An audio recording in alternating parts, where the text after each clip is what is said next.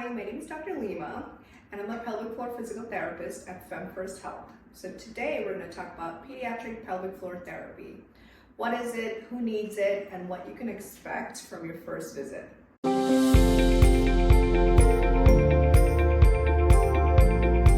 So pediatric pelvic floor physical therapy is very similar to your regular pediatric physical therapy. We specialize in pelvic floor, pelvic dysfunction, and bowel and bladder health. So if your child is presenting with any of these symptoms, it might indicate your child is constipated.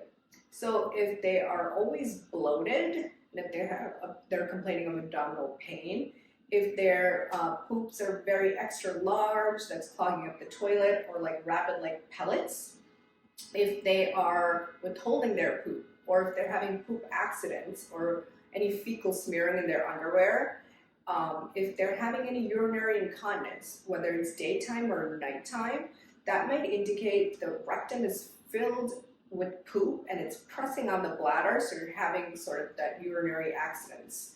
And this is all for kids who are potty trained and older kids who have, bowel and bladder control but still experience this. This can indicate that your child may require pelvic floor physical therapy.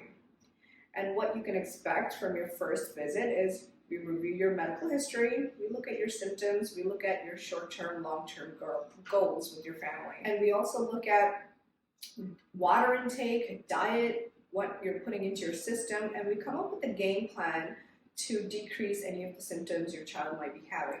And we make it very child-friendly, and we educate the family and the kiddo on child-friendly terms of what is bowel health, what is bladder, why is it important, why do we care about it.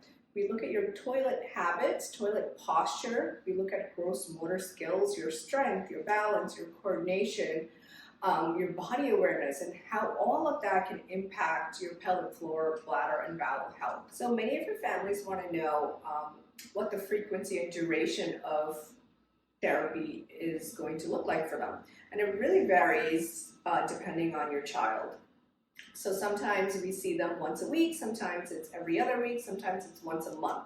And we really try to create a friendly, age-appropriate, child-friendly session, so there's nothing for the child to be nervous or stressed about.